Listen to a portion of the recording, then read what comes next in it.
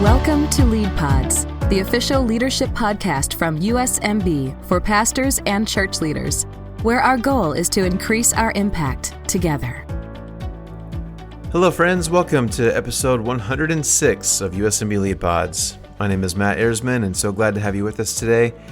This week, I'm talking to Kevin King. Kevin has been the executive director over at Mennonite Disaster Services for 20 years. And Kevin is a great guy. I really enjoyed getting to talk with him for this episode. As you might imagine, being in that role for as long as he has some pretty incredible stories of ways that our Mennonite churches from really around the world have been able to come together and help with disaster efforts. I'm guessing many of you have at least heard of MDS, but man, as Kevin was sharing, I was blown away at the number of projects they've been involved with, the scope of the things that they do, the probably literally hundreds or thousands of ways that they have changed people's lives by rebuilding homes and restoring communities after disasters. Kevin is a gifted storyteller, and I think you'll enjoy hearing story after story of how MDS has served so many people. But man, I also just really appreciated Kevin's heart for why we should help with these kinds of things, ways that we can do it effectively that are actually helpful in the long run, but also how we can help with some of these kinds of things locally. Not all of us are in a stage of life where we can just pack up and help with a tornado relief effort, but there are really important things that we can all do in our own communities, and Kevin was eager to share those things as well. So I really enjoyed getting to learn from Kevin, and he's got some really great things that we can all learn together. So without further ado, let's take a quick break, and then you'll hear my conversation with Kevin King. Today's podcast is sponsored by Mennonite Central Committee. Are you ready for a challenge? Let's pack 24,000 MCC school kits for 24,000 kids around the world. For the chance to win a pizza party, gather your supplies and drop off your school kits August 1st through the 31st to be counted. An activity resource packet is available for VBS and Sunday school. Learn more at mcc.org/challenge. All right, my friends, well, I'm excited to be joined today by Kevin King. He is the Executive Director of MDS, the Mennonite Disaster Service. And Kevin, I'm sure you've just got a lot of stories to share. I'm really excited to get to know you and hear more about MDS. So thank you so much for joining us today. Most welcome. Delighted to be here and join with you, Matt, and your listeners. We're grateful for this opportunity to share about the work of our volunteers with Mennonite Disaster Service. Awesome. Cool. Well, and I'm guessing a lot of our listeners maybe have heard about MDS, maybe their churches contribute here and there. There's probably a pretty wide spectrum of familiarity. So if people aren't super familiar, can you just start by what's the elevator pitch of what MDS is and what you do? Yes, if it's a real short building and the elevator doesn't go too far, my elevator pitch would be MDS, we get people back home. Now, if it's a little taller building, I would say that we respond to disasters, rebuild homes, and restore hope by organizing and empowering volunteers in the U.S. and Canada to respond to disasters. There are about 35 staff throughout U.S. and Canada that leverage anywhere in any given year, 7, 8, 9,000 volunteers to go and respond. Wow, that's awesome. Cool. And you're executive director. I think you've been in that role for 20 years. Is that right? Yeah, it's been quite a ride, Matt. I started in 2004, came from working overseas with Mennonite Central Committee, then working nationally with Mennonite Central Committee in the relief department of shipping the relief supplies overseas. And kind of an inside joke with our family, I said I wanted to travel less. So I started with MDS in 2004. Well, that was the year that 4 hurricanes hit Florida. The following year it was Hurricane Katrina, and then never stopped. It just keeps increasing more and more. Hence, our staff has increased from, just as an indication, from 5 staff in 20 years to nearly 35 staff. That gives an indication of the frequency of disasters that are happening throughout the U.S. and Canada. Yeah. I think that's really interesting. I've got several questions about that. But before we go too far, I'd love just to get to know you a little bit more. Can you tell us more about you and your background, your family, anything that you'd like to share about that? Yeah, thank you. I grew up on a farm in southeastern Pennsylvania, potato and dairy farm. Thought I'd always be a farmer. 6 brothers. So after high school, I thought I'd get married and settle down and be a farmer. But God had other plans for me. I remember as a young boy seeing a film about the starving masses in Ethiopia and in Africa. So enamored by that, I remember committing my life to working in combating world hunger and poverty with a church agency. And God took me serious. So after high school, I ended up in New York City working with the church, Mennonite churches there doing building renovation. That got me interested in service. Loved world cultures. So I went to the university here at Eastern Mennonite University, then spent 3 years with MCC in Brazil. Came home, got married, and my wife went to Jamaica. My wife and I went to Jamaica with MCC and she did teacher training, and I worked with the farmers. In both locations, there was a natural disaster, a drought, and in Jamaica was a hurricane. And so I often tell people, be careful. You don't want me to come to your town because it meant a disaster. But that was God's way again, shaping, opening doors for my career. While in Jamaica, an incredible experience as a result of the hurricane. MDS partnered with the 12 Mennonite churches in Jamaica, and we had many people coming down from Canada and the U.S. rebuilding the homes. This one school that we were helping to start and facilitate said, we'd like to start a church there. Oh, we said, really? Yeah. We're tired of walking 3 miles to the Anglican church and wearing out our shoes. Could we have a Mennonite church here in this village? So happily. It was a neat to really see, the word and the deed come together, working with peanut farmers during the week and worshiping with them on Sunday. My wife teaching the kids and then celebrating Easter and so on Sunday. So that was great, formative experience of just service that really felt excited about. So after that, we came home and worked for MCC in the national office. Then again, as I said, switched over to Mennonite Disaster Service in 2004, over 20 years ago. And seeing the church at work here in the U.S. been a marvelous experience. Yeah, well, that's awesome. And obviously, you've been there 20 years. That's a long time. But I know that MDS has been around longer than that. So what other MDS history can you share with us? So how did MDS start, and what were the origin story there? Yes, good question. Actually, the MDS started in a Sunday school picnic in Kansas. There were two churches that came together on a Sunday afternoon. They had been talking about these young people back in 1950. We're talking about how formative service was as conscientious objectors. Yeah. And as alternative service workers, they had been smoke jumping in Montana and dairy testing in Pennsylvania and working in mental hospitals as an alternative service way to going to the war.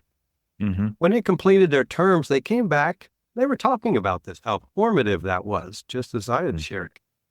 And so, they started saying, service doesn't have to stop. It can happen right here in our neighborhood. Why? We're right here in Tornado Alley in Kansas. We got the rivers flooding. We could be sand.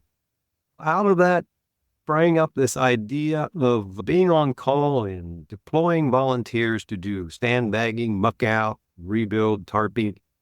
Little did that Sunday school picnic in 1950 in July ever realize this movement, actually I would say it's a people's movement, would spread up across Oklahoma and up and through the Midwest, into the West and to East and into Canada, and formed this organization called Mennonite Disaster Service.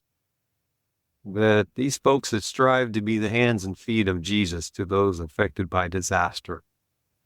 So that's a quick story of the beginnings of that. The first coordinator, first paid person, John Diller. Actually, he was a coordinator because he had a silo accident and he was on a wheelchair. So he worked the phones. And when there was a disaster, he would call people up, call churches and employ them. And his saying was, the best thing that MDS can do is make the path as level as possible from the pew to the project. Let's get the volunteers there with much ease as possible. I keep telling our staff that. That's our role. What people from the pew to the project. Nice. That's a great line. I love that. And I never made the connection of the whole nonviolence, the peaceful protest to service. I had never made that connection before, but that makes a lot of sense. So that's really how this all started. I didn't realize. That's cool. So again, I'm sure every project is different, and so this may be hard to give a blanket answer. But what kinds of things does MDS shows up on the scene? You've done your job. You've made it easy for them to get there. They arrive. What kinds of things are the volunteers doing? Yeah, I'll step back a little bit and say, what are the phases of disaster? Okay, yeah. The timeline, because each of those different timelines requires a special kind of response. Let's just say the disaster strikes, maybe a tornado in Kansas. There would be search and rescue, which that's not necessarily what we do. That's usually fire, police, and except there's always an exception in MDS. Arkansas unit, the chapter there in Arkansas, they actually have a search and rescue crew, and they're trained and deployed by the sheriff. But normally that's not so much, very little effort is search and rescue except for Arkansas unit. Then when the search and rescue is over, there's kind of like the relief phase. The water, the ice, Salvation Army, Red Cross, in the case of Canada, Canadian Red Cross, and others step up to the plate and provide that sheltering, water, food. MDS has early response teams in some locations. They'll come with their chainsaws and tarps and so on, and just patch up, you might say, the residents to prevent that secondary damage of more rain, put a tarp on a roof, or maybe fix a wheelchair ramp so the resident can come and go, or put plywood over the windows. That's temporary. And that may be anywhere from a week to 2 weeks to 3 weeks. And if there's major damage or destruction, then there's a bit of what I would say a lull, or a little, whatever, a delayed time until what we call case management happen to start the recovery process. Volunteers in the relief phase, they'll help anybody. In the recovery or rebuild phase, such as Selma, I'm thinking of Selma, Alabama, where the tornado hit there in January of 2023. Over 500 homes were damaged and destroyed. Or Moss Point, Mississippi, or Mayfield, Kentucky, on and on. Tornadoes, freezes, fires, floods. MDS then organizes a response. We're invited in by the community, and then we set up a location for volunteers to come and rebuild the homes. Now, people often say, Kevin, disasters are happening all the time. How do you decide? Yeah. Who to say no to? All these fires in California and floods and hurricanes. How do you decide? Yeah. Good question. Good question. It's becoming a challenge. In fact, that's probably one of the hardest parts of my job right now is managing the constraints. When I started, Matt, 20 years ago, there would be 3 or 4 major disasters a year. Yeah. Now, on average, $1 billion disaster, according to FEMA, is happening every 18 days. It's crazy. Yeah. 18 days. Used to be 80. Now it's 18 days. So, yeah, we have to think long and hard about our management and how we can, with limited resources. Right now, we have 27 locations where we have activity by our volunteers. Quite a reach. But back to what would happen. So volunteers would arrive that are scheduled. They'd call into our 800 number. We'd talk with the church or groups and organize a group to go to different locations. Among these we have a volunteer call center and place volunteers. Volunteers arrive on a Sunday night. The myth I want to dismantle, you don't have to be a trained carpenter or electrician, right? We often say, give me 2 hands and 2 feet. We're going to make you tired before the week's over. Yeah, I believe it. We will match you up with a crew leader, 5 or 6 jobs at, say, Selma. We might be wiring a new home or putting flooring down or painting or roofing or digging the foundation or repairing. And so we have 5 or 6 house projects going at one time. And so different crews led by a crew leader takes these volunteers out. And we provide the tools, lunch boxes and everything. Meaningful work is what we'll provide. Yeah. Then we provide sleeping accommodations. So volunteers will stay for the week and probably leave Friday evening or Saturday morning. Okay. Monday morning starts all over again with another group. So we have leadership at these locations, such as a project director, instruction supervisor, cooks, office manager, and so on, to receive these weekly volunteers to make sure they have a meaningful experience. Yeah. Man, that's amazing. I love hearing more about this. So is a week is a pretty standard turnaround for an average volunteer? Correct. Yeah. Okay. So we call weekly volunteers or leadership volunteers that stay for 4 weeks or more. That's our weakest link right now in MDS, and we're working hard at recruiting more leadership volunteers. If we had more leadership volunteers, such as cooks, assistant office managers, crew leaders, construction supervisors, project directors, we could open up more projects, Matt. And continue to pray about that and push the word out to the churches. And we do the training, we do the recruiting and mentoring. So, yeah. Well, you mentioned earlier that one of the hardest parts of your job is knowing what to say yes and what to say no to, which I can't imagine. I'm sure that's difficult. Maybe we can talk more about that. But I know whenever there are big disasters, one of the big questions or issues I think always comes up is what happens after the house is built, like the kind of the long-term relief efforts. So are you kind of mostly focused on short-term, or how do you hand off to the long-term folks, or what does that look like? Yeah, a good question. When we are invited into a community, I'm just going to keep using Selma, Alabama. Okay. We're invited into the community. What needs to happen is, before we arrive, is the community has to organize itself. Often we encourage like a long-term recovery committee or an unmet needs committee. Think of it as like a deacons. And it's often made up of local, and they'll self-appointed. Maybe it's the mayor's secretary. Maybe it's the retired school superintendent. Maybe it's the county commissioner. Maybe it's the librarian.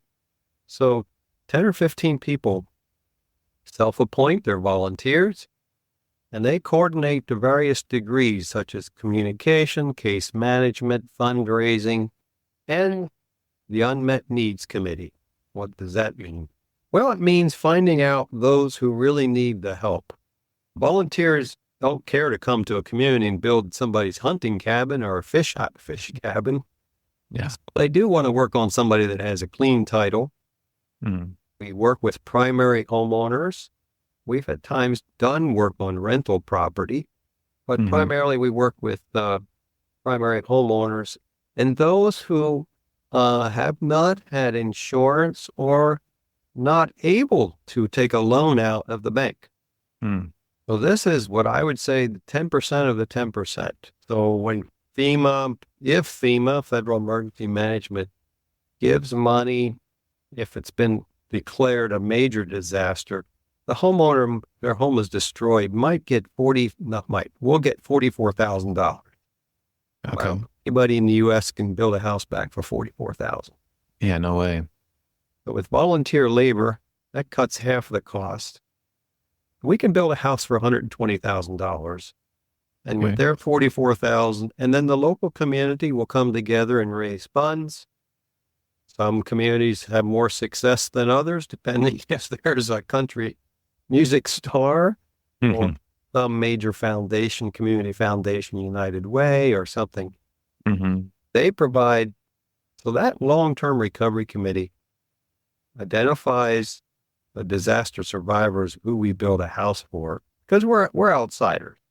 Now, to get to your question, what about long-term? It's those relationships that are built that are meaningful and powerful. For example, in Selma, there's lots of racial tensions. I sat on a meeting 2 weeks ago, and I just asked the long-term recovery committee, which is made up of black, brown, and white folk, and primarily pastors. I said, so what's this experience meant to you? Hmm. Oh, they said, maybe this tornado was the best thing that happened to us. It brought us together. Why? The first 2 or 3 meetings, the air was so tense among us. We had lots of issues to work out. Yeah, said Pastor Grayson, we're brothers now. And it was moving. Just to sense the Spirit of God moving in that group. Yeah. And I often think, I see this happening quite a bit, the disasters have left people stronger in the broken places. For future disasters, for ongoing work. Oh, Matt, probably a whole other session I could talk about how congregations and churches have been revitalized because of MDS and other faith-based groups working. We're not the only tool in the town. There's Methodists, Presbyterians, Catholic Charities, on and on, United Church of Christ, Disciples of many national partners. We collaborate together, but we often leave the community much more strengthened from something that has brought them together, such as a disaster. Yeah, that's awesome. And I'd love to get, maybe we can, before we wrap up, I'd love to hear just some more examples, but I just have, it's just so interesting to be able to think about all the practical side of things. So I imagine, there's a tornado, there's an earthquake, there's a flood, whatever. I'm sure one of the kind of boring, but really practical things that someone has to figure out, like you mentioned, maybe there's 10 different religion groups that show up and Red Cross is there and FEMA's there. The mayor's trying to tell people what to do. So I'm just curious, like, how does that all work? And do you have any kind of standing relationships with Red Cross or someone? And they're like, oh, thank goodness MDS is here. Then let's put them over here. And then no, let's FEMA, you go over here. Is there any of that? Or is it totally event by event? Or how does that all work out? Well, we all have our niches. In fact, we're part of a consortium called National VOAD. That's National Voluntary Organizations Active in Disaster. So it's a group that come together. There's 74 of us. And I have them in my phone, just a list of, and we have our different niches. So if we need water and ice and shelter, we call Salvation Army and Red Cross. Okay. Need disaster case management, we most likely would call the Methodist Corps or Catholic Charities, or Salvation Army does it also in some places. What do I mean by case management? Again, it's kind of like the social work, finding out who has the need. If we need warehousing, we'll call the Seventh-day Adventists. That's their specialty. Come in with their trucks and forklifts, and they'll find a empty Wegmans or Kmart or something. But the way they're able to find, because you have all these resources coming into town, place to store it. If we need volunteer centers, because lots of volunteers coming in, affiliated or unaffiliated, Presbyterian Disaster Assistant, called Jim. Then there's other groups, the non-faith-based, that just do their work. Or there's a faith-based group called 8 Days of Hope. They organize folks to come in for 8 days in a massive way. All just go through the community like ants, clean up and tarp. There's Samaritan's Purse. We collaborate with them. Many, many different agencies. It is a beautiful tapestry. We might disagree, on faith traditions or the cut of our cloth or in different things, but we can agree, come together and to put a roof on somebody's house. And it's a powerful thing. Strangers, we often say we come into town as strangers, but we leave as friends. Yeah, that's awesome. That's so cool, right? All those groups can come together and make a big impact. That's one of the most rewarding parts of your job, is seeing that take place time and time. Absolutely. In an era of so much division and animosity, I just wish there was a better way of pushing out positive things that I see in the Selmas and Moss Points and Dawson Springs, Kentucky's. And someday maybe I'll write a book. Yeah, that'd be awesome. I'd love to. I'm sure you have story after story. Another question I had for you is, I know this has come up kind of recently with things like international missions or disasters, where sometimes maybe specifically Christians will come in and they're, well-intentioned, they have good hearts, they have good, pure motives, they help, but long term we find out that we accidentally caused some problems, like the whole when helping hurts thing. Yep. Have you Yeah. come across, like, what are some examples of that in your work where well-meaning people sent money, or they showed up and they maybe weren't as helpful as they thought they were, or what is actually helpful in those situations? I think earlier on, when I started, that was something it was really on the front line, and we talked about that. Here, volunteers, the short-term missions kind of thing. You come in, and swoop in, and Friday you're gone. Next Monday Right. morning, another group comes, and they go. What combats that is the fact that MDS is there longer term with our leadership volunteers. And actually, we have what we call, for most projects, have a project coordinator, or who's there, that person on the ground for months, if not years. Mhm. Katrina, MBS was involved in Louisiana for 7 years. Wow. And the relationships, actually churches that were planted, give that longevity. Despite volunteers coming weekly, we have those leadership volunteers that stay for a couple of weeks. Another program that has been quite successful is we have an RV program where retired individuals come with their recreational vehicles and stay for a month. We'll set up a location where maybe 6 or 7 or 8 RV couples will stay in.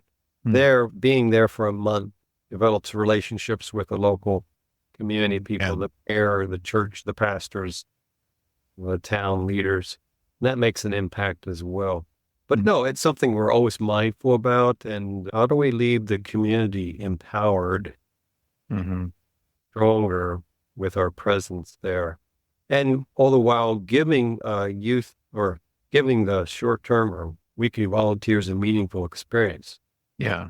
And we do that with, one, these volunteers love to interact with the homeowner, hear their story.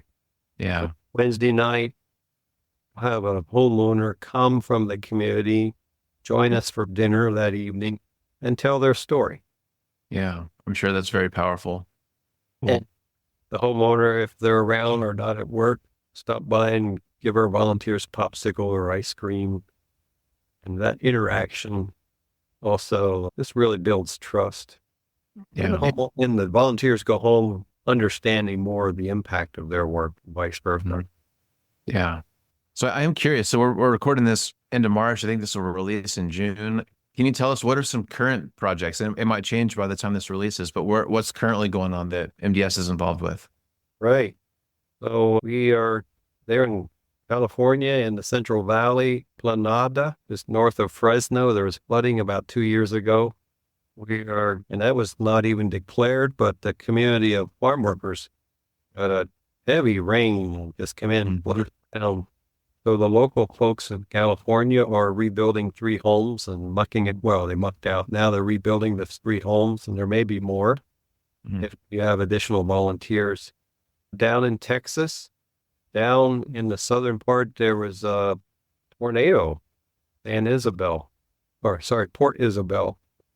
And southeastern Texas, we have a project there that we're building 2 new homes. And in the midst of waiting on permits, we had volunteers, and we found out a local church they were building a new church, and they could use our help.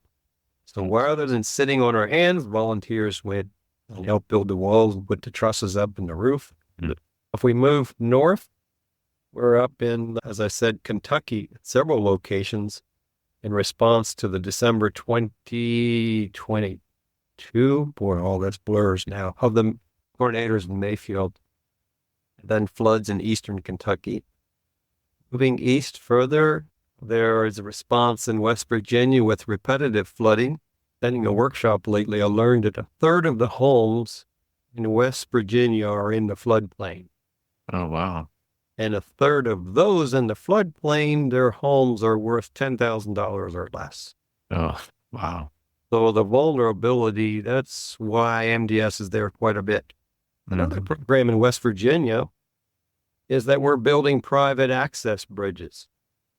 10 years ago, they came to us, the authorities and FEMA came to us and said, so many residents can't get across the creek.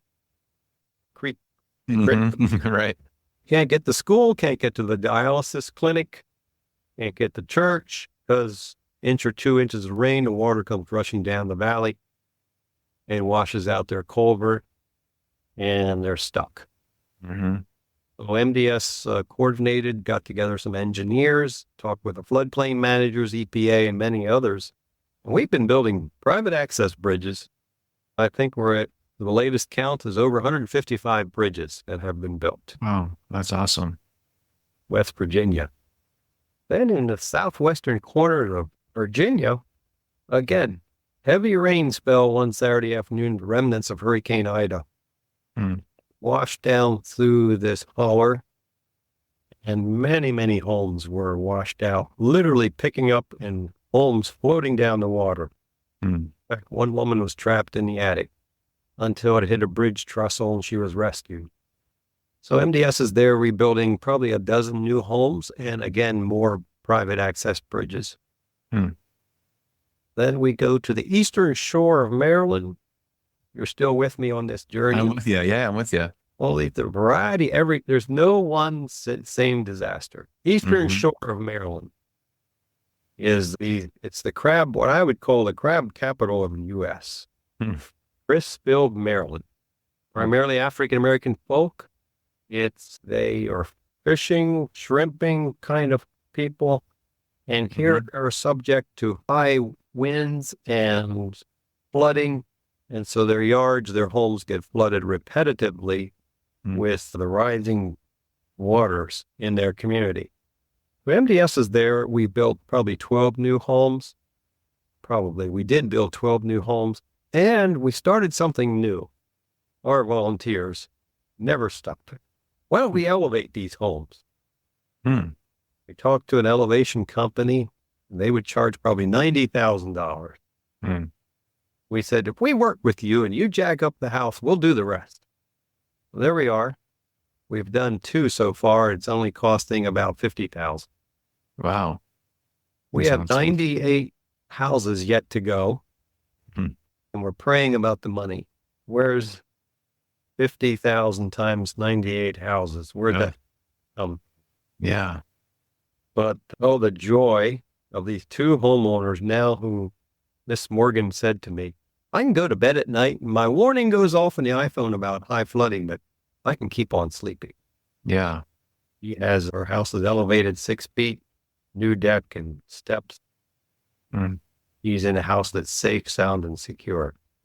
But we're not done yet. We were in Crisfield. Let's see. We're going down to North Carolina, where the state congressman called me and said, there's a bridge here. We hear that you build bridges. Well, there's a bridge here with 26 families on the other side of the long dirt road, and they can't get out. So we're working at that right now, working with a hydrologist and an engineer to perhaps build a 90-foot bridge. Wow. Working at that. 26 families, hopefully someday we'll be able to cross over the stream with ease instead of going through the mud and culverts. Then we're going south to Florida, where Hurricane Ian is working ahead. Hurricane hit there, and we're there building quite a number of homes southeast of Sarasota. Venice will have youth programs. Then we have one more stop, Matt. We're going to go over to Louisiana, where MDS has been working there. We had 4 locations along the coast in Louisiana. So if that's a dizzying trip, it is also for all of us as staff to try to keep all these balls in the air, and which, by the way, we just have incredible staff that do this work and keep the volunteers going from the pews to the project. Yeah. Well, I'm impressed you're able just to litter all those off. That was impressive. But so as you're speaking, I imagine, kind of like I said, I'm sure each time you're blown away with just the generosity of the people who show up and just the encouragement that is to you personally and to the people who are receiving this help. But I also, if I was in your shoes, I would also just my heart would be broken every day, right? When seeing the despair, seeing just the results of these disasters. And as you mentioned, they're happening more frequently. There's more floods, more tornadoes, more hurricanes. So I'm curious, how do you personally deal with I'm sure it's an emotional roller coaster of the despair, the frustration, the exhaustion, the not another one. And there's so many awesome people who drop everything to help. I'm sure that's just a roller coaster. How do you deal with that? And how do you coach people to go through with those emotions? There is a thing called self-care, and I really have to work at that. Mm. So just to open up the window a little bit and be transparent, I get up early in the morning. Mm. And I sit down and have a good strong cup of coffee. I read my devotion. I working through the hymnal. Read through one hymn a day. Amazing how God speaks to you sometimes. Mm-hmm. Yeah. That's a tradition I picked up from my aunt. And read a few other devotionals, look at some church magazines, and the day starts. Oh, well, there's exercise in there too, I should say. Too cold outside, it's on the treadmill. Otherwise, it's a walk here in the valley. So it's a time of a stage in life right now. We don't have children here. My wife is a caregiver of our grandson, but so I do have, that time for self-care in the morning. What I would call charging up my batteries when I'm home. I travel quite a bit as well. I spend probably a third of my time on the road. So self-care and having a good congregation to come back to, and what I would call rehinge, get my gate back on the hinges again, thanks to a small group and a church fellowship. Yeah, that's very important. Yeah. And I guess on the flip side, I'm sure, I don't know if you personally have many of these interactions, but how do you coach your teams when they show up? Again, a family has probably lost everything. If you're working with them, they've had a pretty rough go. And some may be believers, I'm sure a bunch aren't. How can they help bring hope to these people? Building a house is one thing, but restoring hope and encouraging is also equally as important. Best advice I got years ago was from Paul Unruh. He was a family therapist and a psychologist and a board member of Mennonite Disaster Service. Paul says, Kevin, you just asked 3 questions. Man, I come into the front porch of somebody that lost everything. Maybe lost a family member. Greensburg, Kansas. There's the pastor, lost the church, lost his house, doesn't know where his family, they're separated. What do you say? Kevin, you listen. Then you ask 3 questions. Oh, I run, get a paper and pencil. What are the 3 questions, Paul? And these I train our staff and leadership people, because people often say, man, if I could talk to a homeowner, I wouldn't know what to say. 3 questions. First one is, where were you when the storm hit? That gets them talking, because we need to listen. And they start talking about what happened. Then secondly is, well, how has this storm harmed you? You might think, well, that's a silly question. You can see it. The trees are down, cars smashed, or the barn burnt. No, how has this storm harmed you? And you'll be surprised the answers you get. Yeah. Heard things like, well, I lost my beagle dog. It was pear trees in the back were planted by my wife and I. Now they're gone, and she's gone, died from cancer. Then the third question, what would give you hope? What would give you hope? It puts them in the steering wheel to say, here are my needs at this point in time. Here's what happened. Well, one time that caught us by surprise because that happened. A lady, we showed up Monday morning with her crew, build her house back after a tornado. She said, no, I want you to build me 3 concrete dog houses. Excuse me?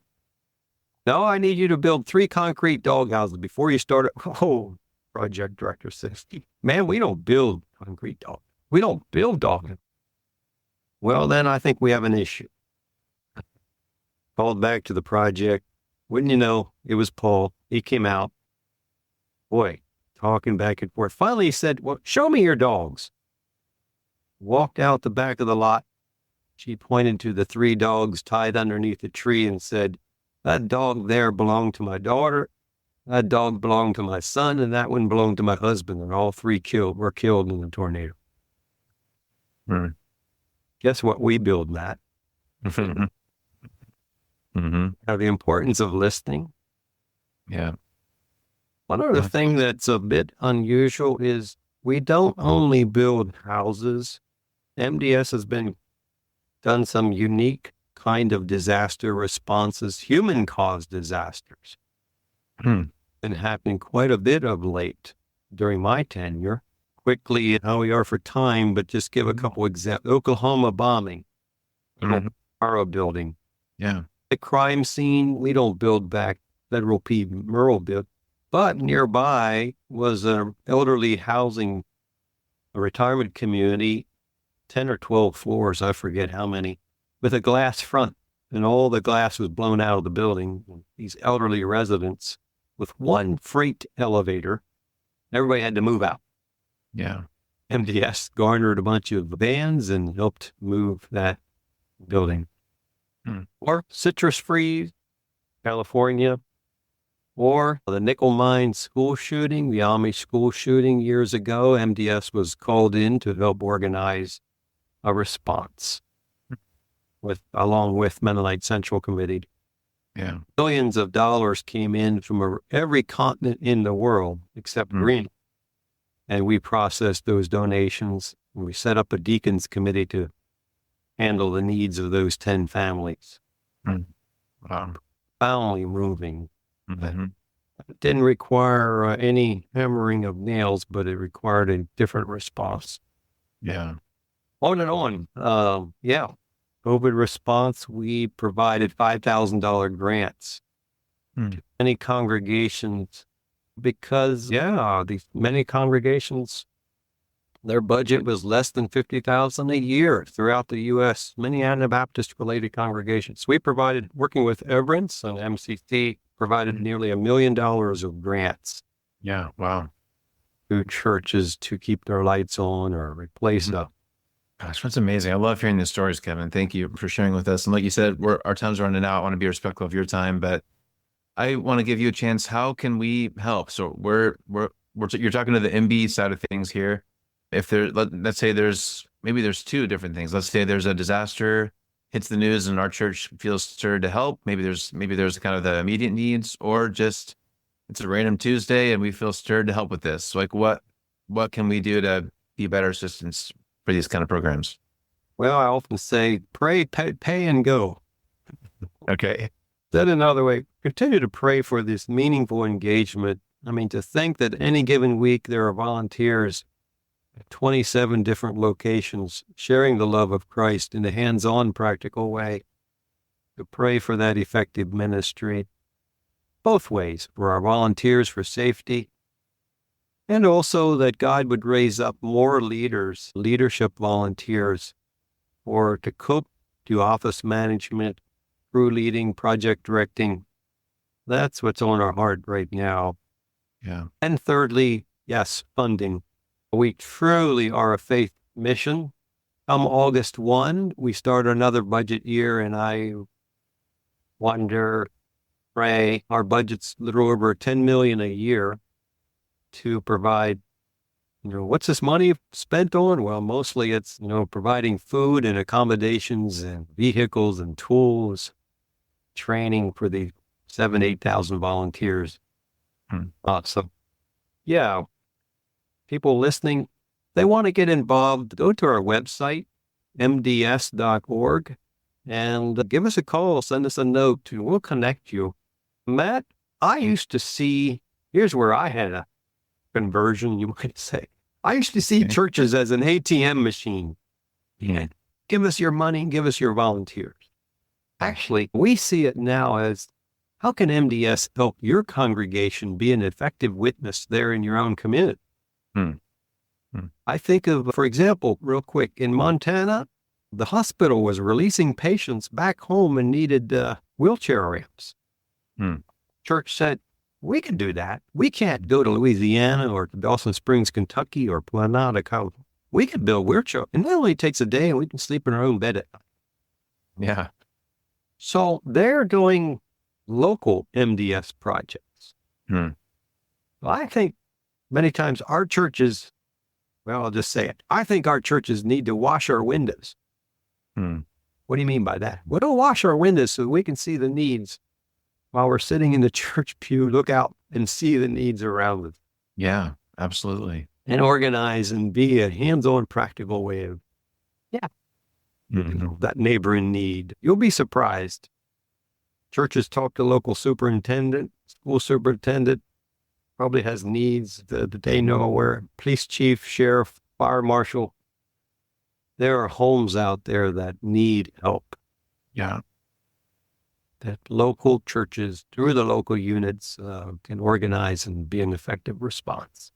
Yeah. I love that. That's something that we can all do, right? It doesn't have to, like you said, it doesn't have to be other side of the country, other side of the world. There's stuff across the street that probably needs to be done too. I like that a lot. Well, Kevin, thank you. Again, you've been really generous with your time. It's just been so encouraging for me to hear all these stories, and I love the work that you're doing. So thank you for devoting a huge chunk of your life to this. And it's obviously just so important, so needed. So thank you for representing MBs on our behalf when you're doing these things. It's awesome work. So thank you. Really appreciate it. Oh, we appreciate the volunteers that come from the MBs, and God bless you all and your ministry, and just keep it coming. Make it happen. God's kingdom happening here on earth as we pray for it to be done. Absolutely. Awesome. Well, thank you, Kevin. Grateful for your time today. Thank you, Matt. USMB Gathering 2024 in Omaha, Nebraska, July 23rd through the 27th, features a slate of workshops designed to highlight ways we can be salt and light in the world. Topics include parenting, empowering the next generation, higher education, prayer, outreach, and life's difficulties. With 5 options in each track, you're sure to find topics of interest. To see a list of presenters or to register, visit usmb.org/gathering2024 or call 1-800-257-0515. Well, I don't know about you, but that really was just encouraging and inspiring for me to hear from Kevin, and really a lot of practical takeaways for me.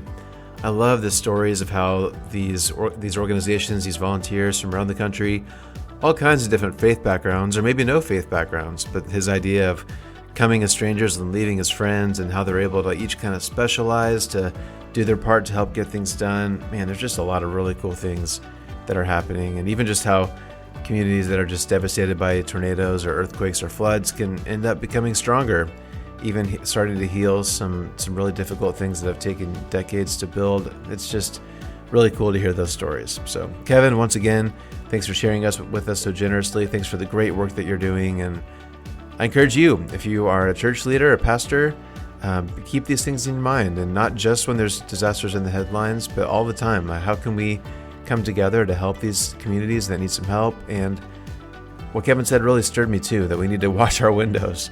Look outside your church window, look at your community, and what are some things that need to be done that maybe you, your congregation, might be uniquely called or qualified to help with.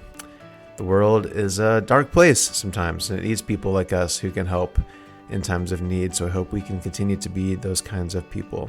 One more time, if you'd like to learn more, you can visit mds.org. They've got their phone number and, of course, all kinds of contact information there. If you'd like to track down Kevin or his team or to learn more, there's a lot there that you can check out. All right, well, thanks again so much for listening wherever you are today. Hope you're having a great week, and I'll look forward to seeing you next time here on Lead Pods. Thanks for listening to Lead Pods. Make sure you don't miss an episode by subscribing to our show wherever you're listening today. Learn more by visiting usmb.org, and be sure to follow us on Facebook, Instagram, and Twitter. We'll see you next time as we learn more practical tools to increase our impact together.